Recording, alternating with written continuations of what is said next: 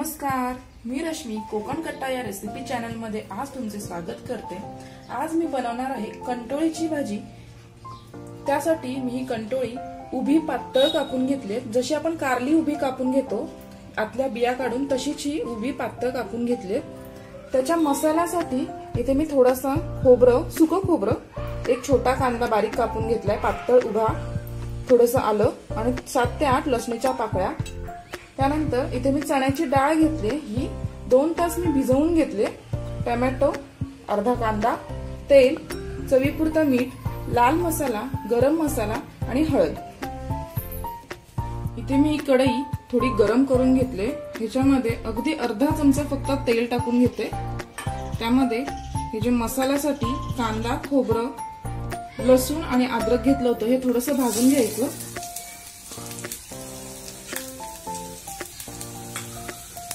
थोडासा लालसर रंग येईपर्यंत भाजायचं।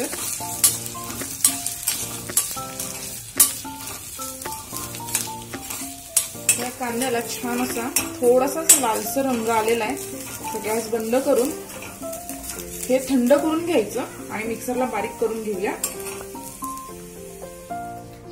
आता आपण भाजीला फोडणी देऊया। त्याच कढईमध्ये पुन्हा 2 चमचे मी तेल टाकते। त्याच्यामध्ये बारीक चिरलेला कांदा, थोडासा लालसर होईपर्यंत भाजून घ्यायचा।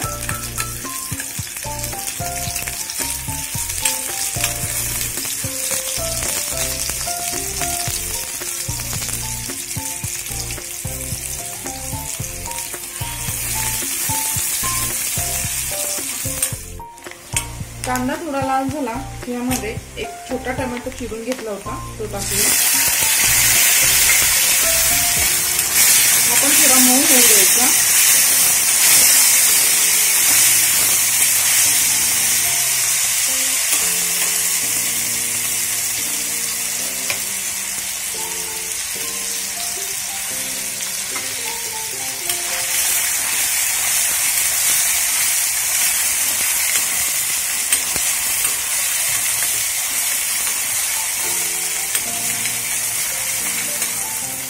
टोमॅटो मऊ झाला की ह्याच्यामध्ये जी भिजवून घेतलेली डाळ होती ती टाकायची। भिजवलेली डाळ थोडीशी तेलामध्ये परतवली की ती लगेचच शिजते, जास्त वेळ लागत नाही तिला शिजायला।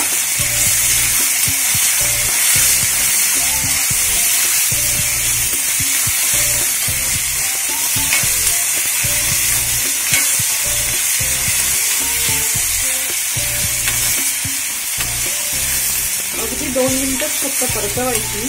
त्यानंतर आपले जे मसाले ते टाकून घेऊया।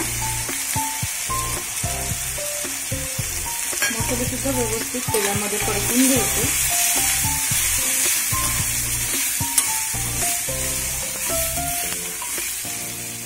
आता ही जी कंटोळी आहे ती आपण टाकूया,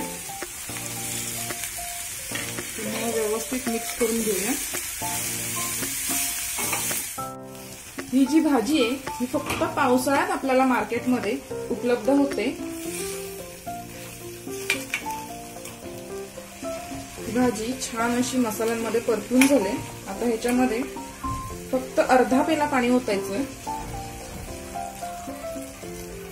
पुन्हा व्यवस्थित ढवळायचं आणि मंद आचेवरती शिजवून घ्यायची।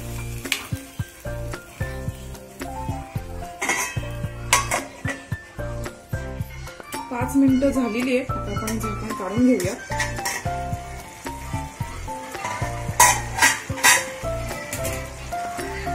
आता ह्याच्यामध्ये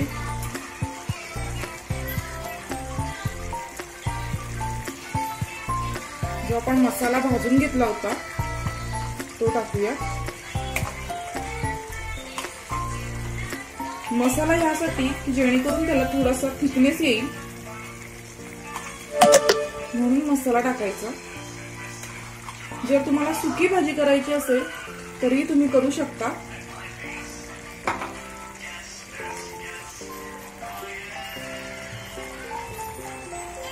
हे व्यवस्थित ढवळून घेऊया।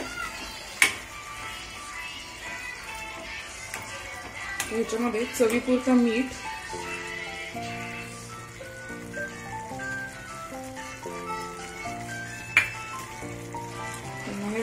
ढवळून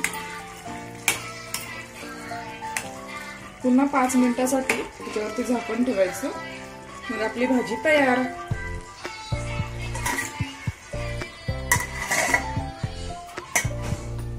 पुन्हा आपण झाकण काढूया. छान अशी आपली भाजी मस्त अशी बनवून झालेली आहे.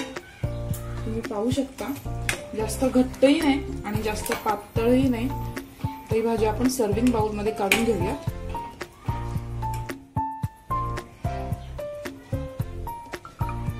अशा रानभाज्या तुम्ही नक्की आवर्जून खा. पावसाळ्यात ह्या भाज्या फक्त आपल्याला पावसाळ्यातच मिळतात आणि त्या आपल्या आरोग्यासाठी खूप चांगल्या असतात.